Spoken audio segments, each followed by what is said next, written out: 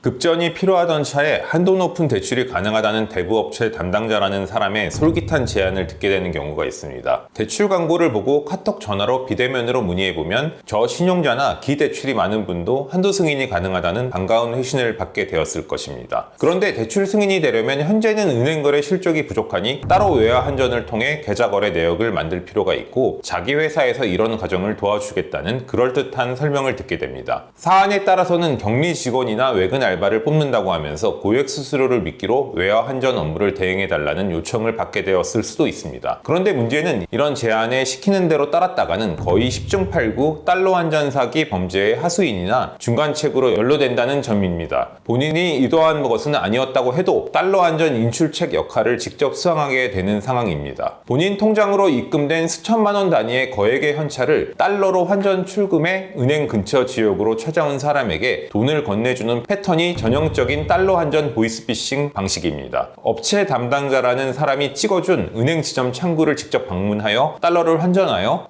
성명불상자에게 건네주었을 것이며 계좌에 남은 짜투리 원화 현금은 이체를 해주게 되었을 것인데 이후 하루 이틀 내로 본인 계좌는 지급정지되는 당황스러운 상황이 발생하게 됩니다. 달러 출금 사기에 연루되는 경우와 방식에 관해 알려드리겠습니다. 달러 환전 사기 수행 패턴은 거래 실적을 만들어 준다면서 입금된 돈을 달러로 환전하여 바로 인출해서 들고 나오라고 한 뒤 업체 직원에게 전달해 주면 된다고 하는 식입니다. 사실 이런 식의 대출 방식이 불법은 아닌지 물어보았더라도 사기 일당 등은 단순히 편법일 뿐 결코 불법은 아니라고 답할 뿐입니다. 하지만 이러한 행위는 보이스피싱 조직이 범죄 수익금을 외화로 세탁하기 위해 사용하는 수법일 뿐으로 당사자 입장에서는 애초 의도한 바와는 달리 보이스피싱 피해금을 수취해 환전하여 자금 세탁까지 한 후 직접 전달해주는 달러 환전 인출책 역할을 수행하게 되는 것입니다. 사실 대다수의 분들은 보이스피싱이라는 사실까지는 인지하지 못하고 그저 환전 대행 알바나 대출을 위한 실적을 쌓는 일이라고 믿었다가 엮이게 될 수 있습니다. 대출 신청자나 구직자는 상대방 지시에 따라 별다른 의심 없이 본인 계좌에 입금된 원화를 인출하거나 환전하게 될 것인데 앞서 말씀드린 것처럼 이때 입금된 돈은 보이스피싱 피해금과 같은 불법 자금일 뿐입니다. 사기 일당은 자금 흐름을 추적하기 어렵게 만들기 위해 제3자인 일반인을 이용하여 환전 및 전달까지 시도하는 것입니다. 당사자 입장에서는 통장 비밀번호를 넘기는 것도 아니고 환전만 해주면 되고 내 통장으로 돈이 입금되는 것이니 어차피 손해볼 이유도 없어 위험 부담이 없다고 판단할 수도 있지만 피싱 일당들은 이러한 점을 노려 사기 피해금 세탁에 가담하도록 만드는 것입니다. 그렇다면 형량을 결정하는 핵심 요인은 어떤 것이 있을까요? 이런 사건에서는 피해금 액수 및 피해자의 수, 고의성 유무, 가담 정도에 따라 형량이 천차만별로 달라집니다. 아무래도 피해 금액이 클수록 중형이 선고될 가능성이 높으며 불법임을 확정적으로 인식할 수 있었는지 동종 전과가 있는지에 따라 처벌 수위가 결정됩니다. 만약 피해자 수가 많은 상황이라면 사건 피해자들은 각자 주거지간할 경찰서에 신고를 접수하였을 것이므로 달러 한전 인출책 연루 당사자에게는 차후 전국 각지의 경찰서로부터 순차적으로 조사를 받으러 오라는 연락이 올 수 있습니다.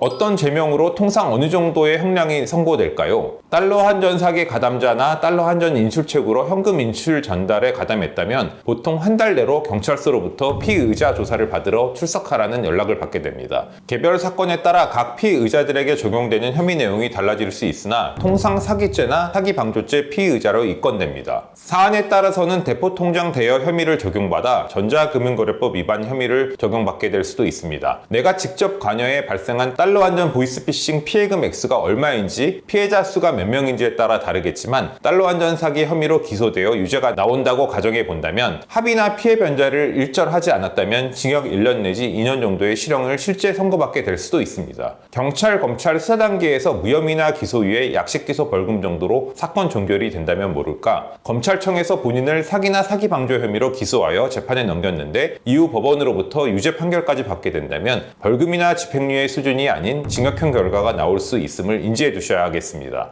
억울한 부분이 있는데 어떻게 설명해야 할까요? 많은 분들이 나는 한전만 해준 것뿐이고 결과적으로 대출도 받지 못했으며 이득도 본 것도 없는데 왜 처벌받아야 하는지 모르겠다고 하십니다. 그러나 불법적인 일인지 몰랐다고 주장할지라도 사회 통념상 업무 방식이 정상적이지 않았다고 평가될 가능성이 높다는 점에서 범행 가담에 대한 미필적 고의가 인정될 가능성이 높습니다. 이때 실제로 보이스피싱을 인지할 수 없었다면 단순히 억울하다는 말 말만 반복해서는 안 되며 상대방의 적극적인 기망으로 인해 속을 수밖에 없었다는 점을 상세히 주장할 필요가 있습니다. 담당자라고 소개했던 사람과 주고받은 카톡 텔레그램이 있다면 삭제하지 말고 보관해 두어야 하겠습니다.